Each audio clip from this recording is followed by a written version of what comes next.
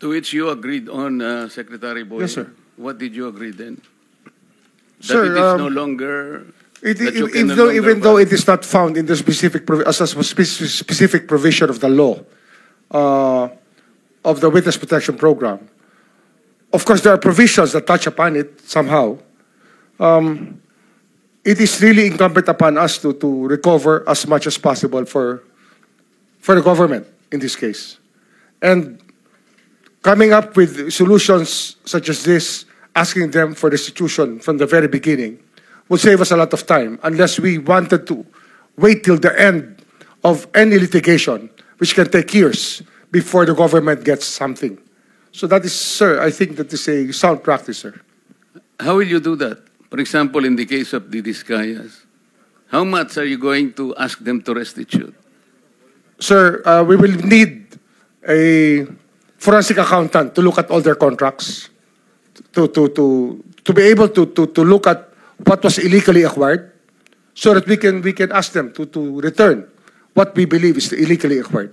Considering that the law is very explicit about this, that in applying for witness protection, restitution is not there, because restitution will come in only after the case has been resolved by the court.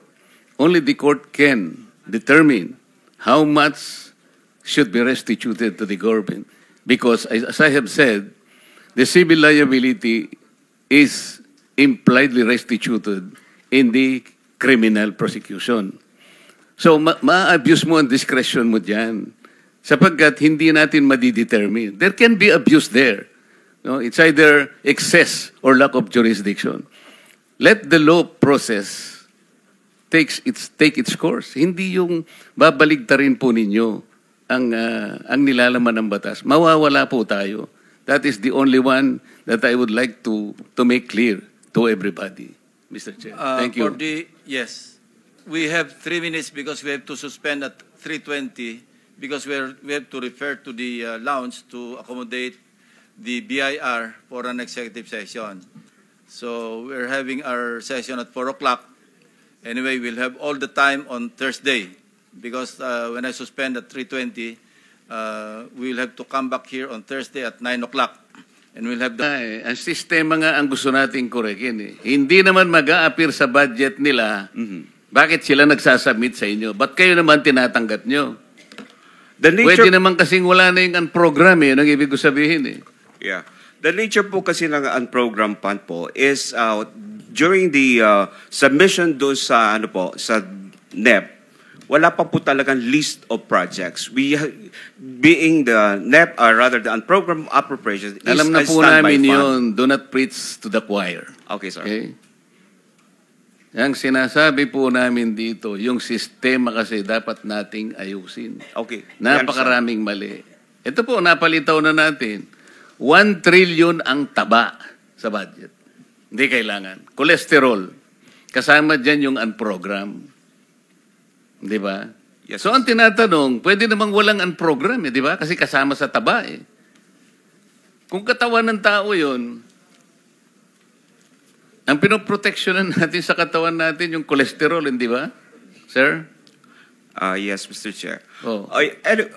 We leave that to the, of course, wisdom of the Congress, Mr. Chair, because the, hindi nga, pabayaan mo na yun. Sinasabi ko nga, hindi naman kailangan talaga Ina-address natin ang mali sa sistema. Kasi, uulitin ko sa iyo, hindi man kailangan, kasi ang DPWH kasi, siguro, ewan ko, sa takot nila siguro, baka mamaya guluhin yung kanilang nailatag, bigyan natin ng kailangan may allocable. Nakisama ulit tayo. Oh, may leadership na naman. Kaya po lumulobo ng lumulobo Pagkat itong lumubong ito, itong 1 trillion na to, ang mga proponents po nag-aaway-away dito, alam nila lahat nila na ito'y excess. Ito ngayon ang kanilang talagang nilulusob. Ito yung ipinapark. Ito yung sinasagasa na sinasabi nila. Mr. Chair, iba po kasi naman yung nasa NEP na programs kaysa sa unprogram. So iba po yung proseso, what is being proposed by the DPWH, that is with the listing at saka mayroon na nasa DEP.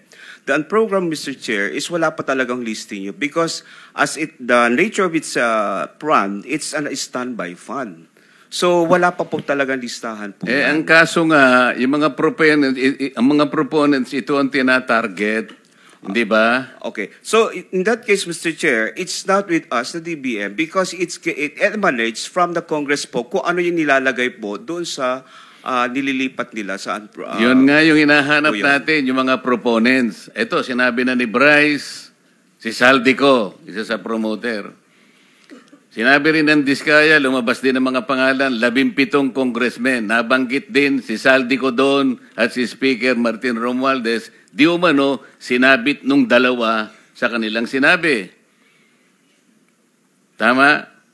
Yes, Mr. Chair. Isang araw, pumunta rito si Toby Chanco, si Representative Toby Chanco, isinegaw niya rin ang pangalan ng Saldico at nag-produce siya ng resibo.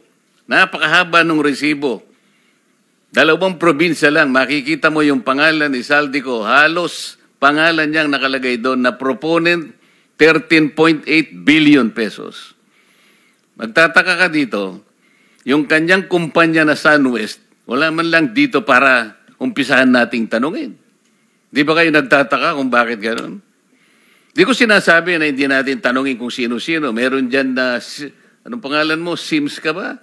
Merong Diskaya, merong kung sino-sino. Pero yung pinaka-promotor, yung SunWest, na binabanggit ng lahat na, di ba natin siya tatanungin? Yan ang gusto kong bigyan ng diin dito.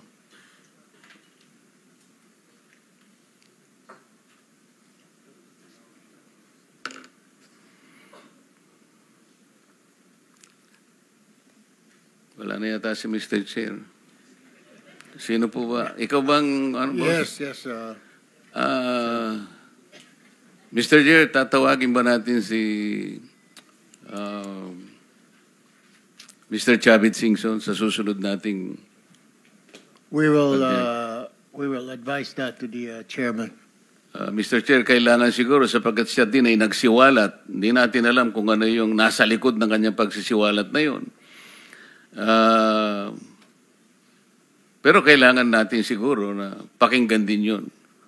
Sa makatwid ay inaasahan po natin na sa susunod na pagdinig ay makakasama natin, maimbita natin si Mr. Singson, Mr. Chair. We will advise Senator Marcoleta, the chairman. Yes, Mr. Chair. Ang isa pang, kanina po, ako'y nakikiusap sana, nabigyan ako ng pagkakataon na makapagsiwalat ng saloobin sapagkat nakita ko yung mga iba doon ay prejudicial questions. Kaya nalulungkot ako, biglang nawala yung Justice Secretary, wala man lang naiwan kahit sino sa kanila. Babalik naman yun, 2:00 ngayong hapon, si Justice Secretary, kinuha lang yung sinumpaang salaysay ni Mr. Alcantara. But they will definitely be back here by 2:00. Sana'y makabalik naman siya. Kasi ang isang isusunod ko sana na isang prejudicial issue bago sana tayo magsimula kanina pa. Nauna po kasi ay biglang nabanggit po yung tinatawag na legislative immunity. Na si Bryce Hernandez nga ay, di ba Bryce, nag-request ka pa nga ng legislative immunity? Opo, Your Honor. At ginrant pa nga eh. Ayoko po sanang banggitin o sansalain ang ating Senate President nung nakaraang pagdinig at ating chairman tungkol sa bagay nito. Sapagkat nung araw na yon, ang pinag-uusapan natin ay yung tungkol sa aplikasyon ng mga Diskaya. Ayoko pong mabanggit na naman na parang sila lang ang dinidepensa ko.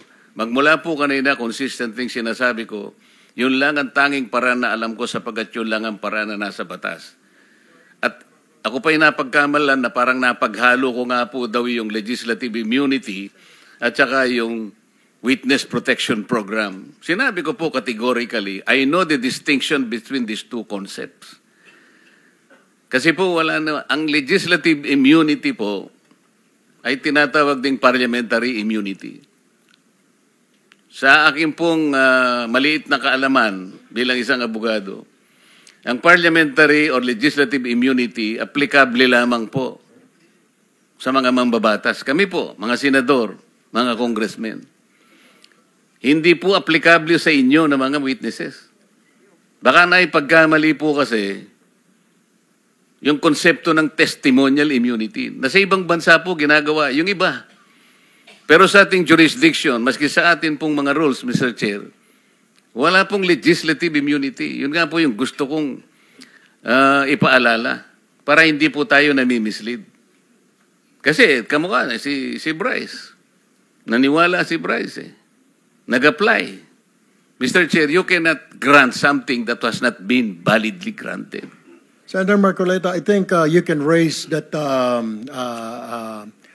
opinion or idea later when Senator Soto will be here and the chairman, Senator Lacson. I believe they can properly answer Yes. your queries. Thank you. I will do that. And the other issue, I think I will have to